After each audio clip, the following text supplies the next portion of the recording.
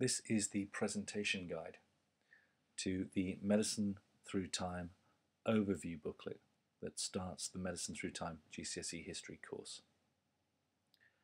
This unit makes up 25% of your final grade, and as you work your way through this revision presentation, please be aware that there are also supporting presentations for each of the 4 additional booklets that are listed here that you have worked through. These booklets must be completed for you to have a full set of notes from which you can start to create and condense your final revision notes.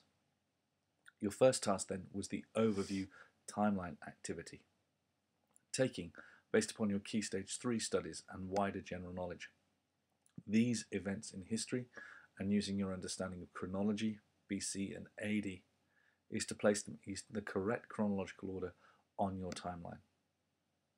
When that's done, match the life expectancy cards to the correct period, and then analyze what you are understanding.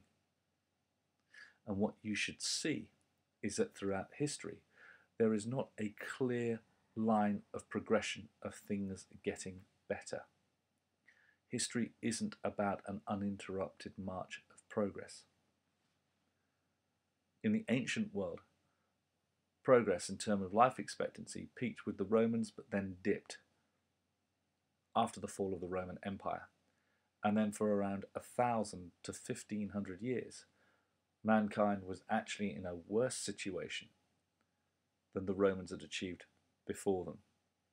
Only with the Renaissance and subsequent discoveries of the Industrial Revolution did life expectancy actually improve. At this point, you may want to consider that illustrating that story with a graph may be a very clever visual way of trying to understand the overview of the entire course. But life expectancy itself illustrates this progress and regression that exists in the history of medicine. And it's important that you understand that big picture. This can be enhanced with the extension activity listed underneath to discover which factors like government, the presence of a government like with the Romans and their public health, war destroying public health, or maybe war in encouraging the discovery of progress. How do these factors help or hinder progress or regression in the history of medicine? And then your booklet is set out as such over those 2 pages for you to complete that particular activity.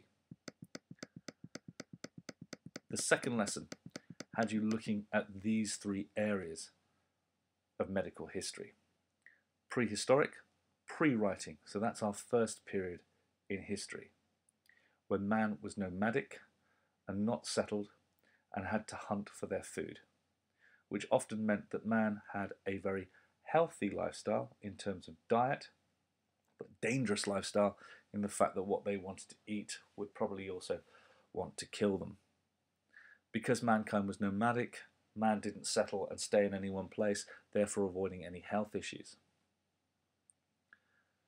The Egyptians come second. In Egypt, it is the first example of man settling in one place. Now obviously this is Africa, and it's on the banks of the River Nile, where the soil was fertile and mankind starts to develop agriculture. Instead of having to move to find your food, you grow your food and it stays with you. Because people lived together, they cooperated and they started the process of specializing.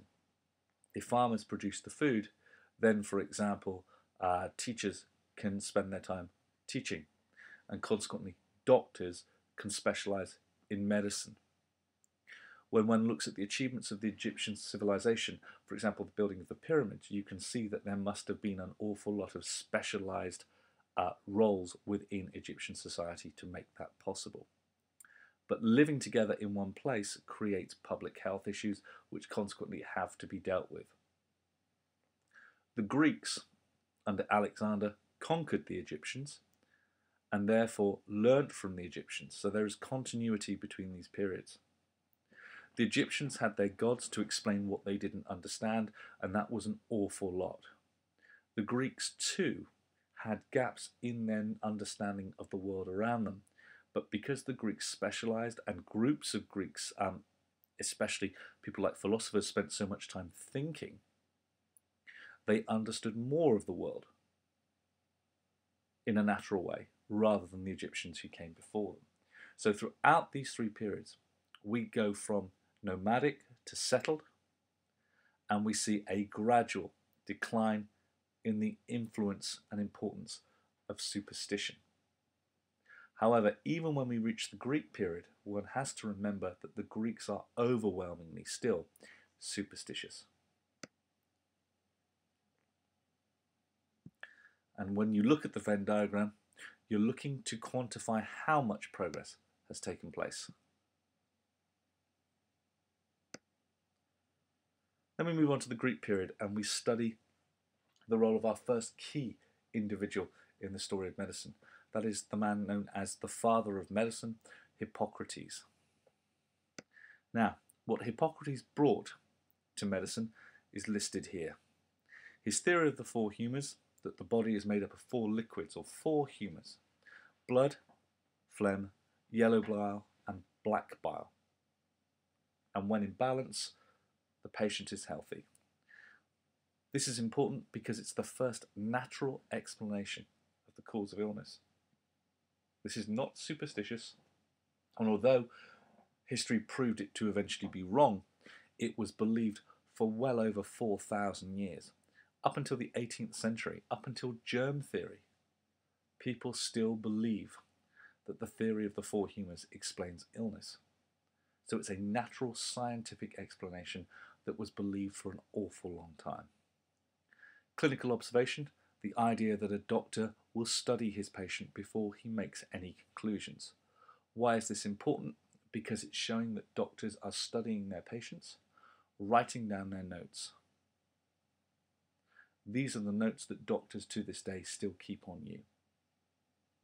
Case studies. This is what happens to the notes when they're combined. So doctors study case studies of how certain diseases affect certain people in certain ways. Why is this important? Because it's a body of knowledge that can be passed on from one doctor to another, improving the understanding of medicine. And finally, the Hippocratic Oath that still bears Hippocrates' name, a code of conduct sworn to by doctors that made the doctor a professional.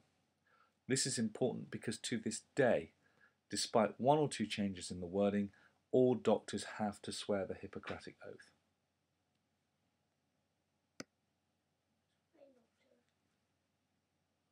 Galen. Now, Galen comes after Hippocrates. Galen is living during the period of the Roman Empire. Galen has read the works of Hippocrates, and Galen builds upon the work of Hippocrates. This is continuity. So Galen is keeping the ideas of Hippocrates going. He's extremely good at what he does. He writes books, he shares his knowledge, and he has a keen interest in the human body. So he improves the understanding of anatomy.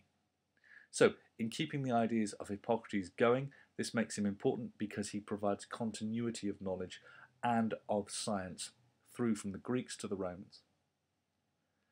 His understanding of anatomy enables him to understand more about the workings of the human body. Now, one must always remember that Galen was the best doctor of his age. Yet it's all too easy only to remember him for the mistakes that he made. Some of his anatomical observations were wrong. This held back medicine, because his ideas that were believed to be true were in fact wrong, but what comes after Galen is a period where only his ideas are allowed to be taught and no one is allowed to question them.